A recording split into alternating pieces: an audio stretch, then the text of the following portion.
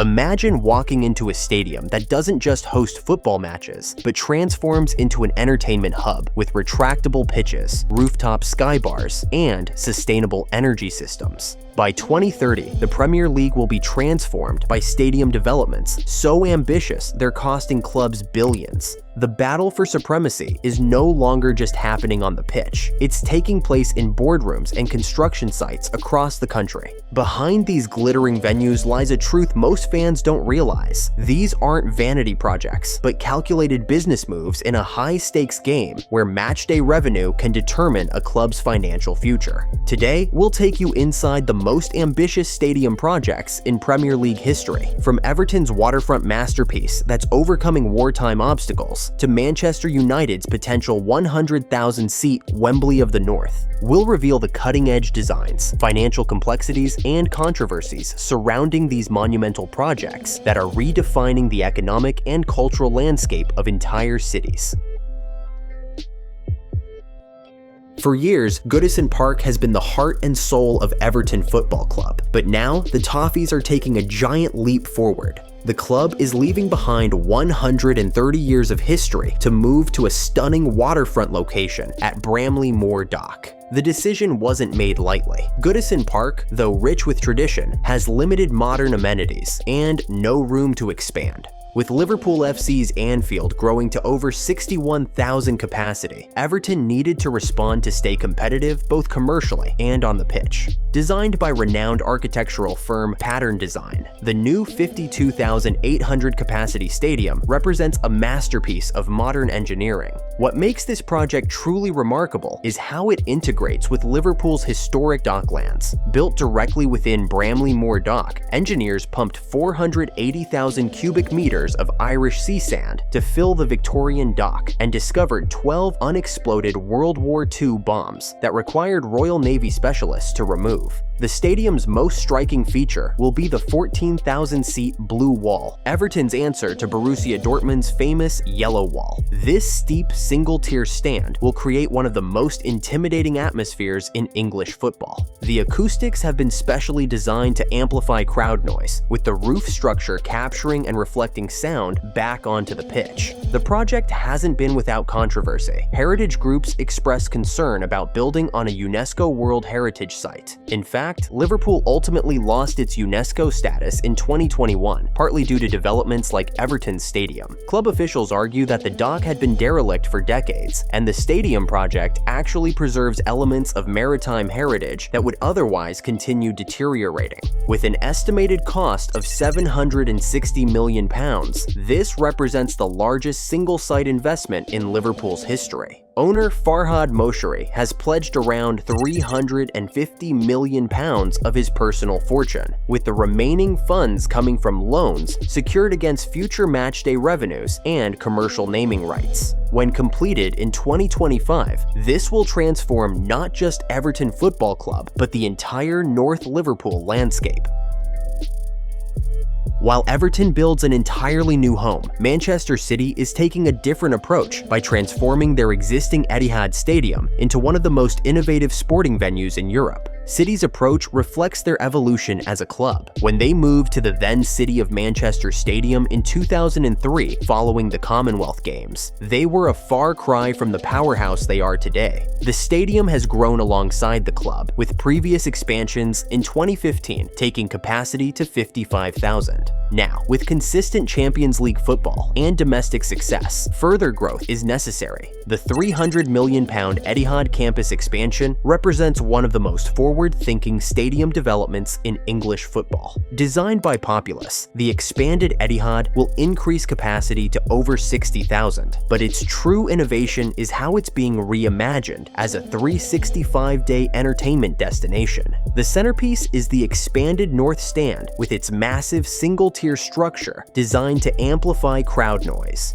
Above this stands a 3,000 capacity fan zone with restaurants, a museum celebrating city's history, and a rooftop sky bar offering panoramic views of both the pitch and Manchester's skyline. The plans include a stadium roof walk, a transparent walkway allowing visitors to traverse the very top of the stadium, and a 400-bed hotel integrated directly into the structure, with some rooms overlooking the pitch to generate revenue even when matches aren't being played. Sustainability forms the core of the design, with 5,500 square meters of solar panels covering the roof, one of the largest renewable energy installations in Premier League football. These panels will generate enough electricity to power all match-day operations. Unlike many stadium projects that face significant opposition, City's expansion has been broadly welcomed by the local community. The phased construction lets fans attend matches, but means they must endure noise and limited facilities until completion in 2025.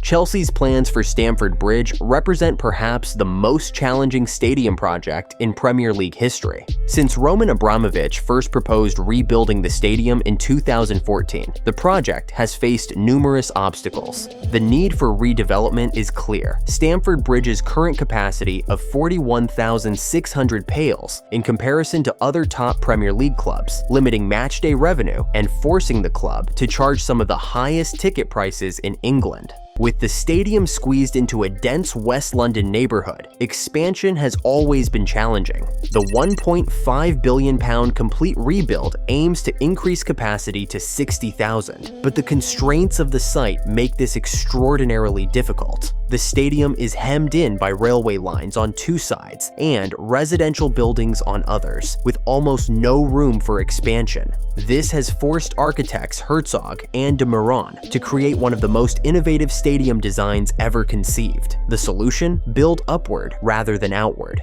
The new design features a series of 264 brick pillars supporting an intricate roof structure, creating a cathedral-like appearance that distinguishes it from other modern stadiums. The redevelopment has generated significant local opposition. The Chelsea pitch owners, who own the freehold of the current stadium and the rights to the Chelsea FC name, initially resisted plans for a complete rebuild. More contentious has been the club's acquisition of surrounding properties, with several local businesses and residents fighting compulsory purchase orders, leading to lengthy legal battles. Perhaps the most challenging aspect is that Chelsea will need to find a temporary home during the 5-year construction period. Wembley Stadium is the most likely option, though the club has also explored ground shares with Fulham and West Ham. This temporary relocation alone could cost the club over £100 million. Despite these challenges, when the stadium opens in 2030, it is expected to double Chelsea's matchday revenue and become one of the Premier League's most prominent stadiums. Newcastle United's stadium plans have generated perhaps the most debate among its fan base. The club faces a fundamental question: renovate the iconic St. James Park or build a completely new stadium elsewhere. For Newcastle, the timing of this decision coincides with the club's Saudi-backed resurgence. When the Public Investment Fund of Saudi Arabia acquired the club in 2021, they inherited a stadium that, while beloved, had seen minimal investment under previous owner Mike Ashley. Now, with Champions League ambitions, the limitations of St. James Park have become apparent. The current capacity of 52,338 is insufficient for a club with Newcastle's massive fan base. Under the leadership of Yasser Al-Rumayyan, the club is exploring two bold options. The first is an £800 million redevelopment of St. James Park, focusing on the East Stand and Gallowgate end. This would increase capacity to around 60,000 to 65,000, making it comparable to Arsenal's Emirates Stadium. The challenge is that the East Stand is hemmed in by historic Grade 1 listed Georgian terraces, which cannot be demolished. Additionally, a metro station beneath the Gallowgate end complicates any structural changes there. Architects Populous have proposed an innovative cantilever design that would extend the east stand over Lees's Terrace without touching the protected buildings. This engineering solution would preserve the historic structures while still allowing for expansion. The alternative is even more ambitious: a £1.2 billion entirely new stadium at Lees's Park. This would create a 70,000-seat venue, making it the second largest club stadium in England. The proposed design features a distinctive horseshoe shape with a large single-tier end, similar to Tottenham's South Stand. However, this plan has sparked a Save Lees's Park campaign from environmental activists defending the Grade 2 listed space dating to 1873. Club officials have proposed funding improvements to other city parks while maintaining public access to portions of Lees's Park. Both stadium options feature sustainability innovations and enhanced accessibility. With Saudi ownership, funding isn't the obstacle, planning permission is. The Public Investment Fund has committed to finance either option without affecting transfer budgets. Newcastle will consult with fans before finalizing their choice, recognizing that whichever path they choose will underpin their return to European football's elite.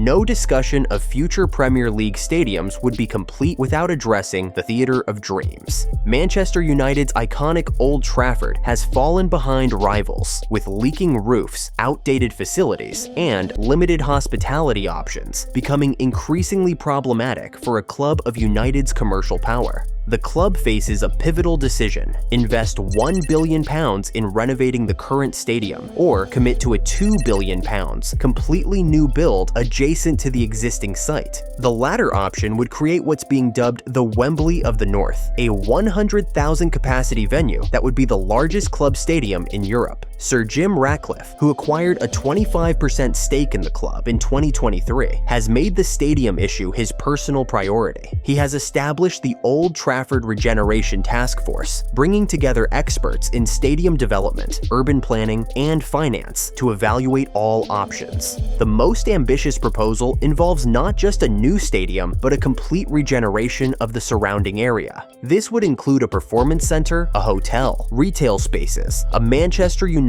museum, and residential developments, creating a mini-city centered around football. Architects Foster plus Partners have produced preliminary designs featuring a distinctive bowl shape with a fully enclosed roof. The proposed structure would include sustainable features like rainwater harvesting, natural ventilation, and renewable energy systems. A key feature would be improved transport links, including a dedicated tram station and better road connections, addressing one of the biggest complaints about the current Old Trafford. The potential £2 billion Wembley of the North would likely be funded through multiple sources: approximately £800 million from the club's resources, £500 million from naming rights and commercial partnerships, and the remainder from long-term construction bonds. The Greater Manchester Combined Authority could also unlock public funding for surrounding infrastructure improvements. If United proceeds with the new build option, they would continue playing at the current Old Trafford during construction, eliminating the need for temporary relocation.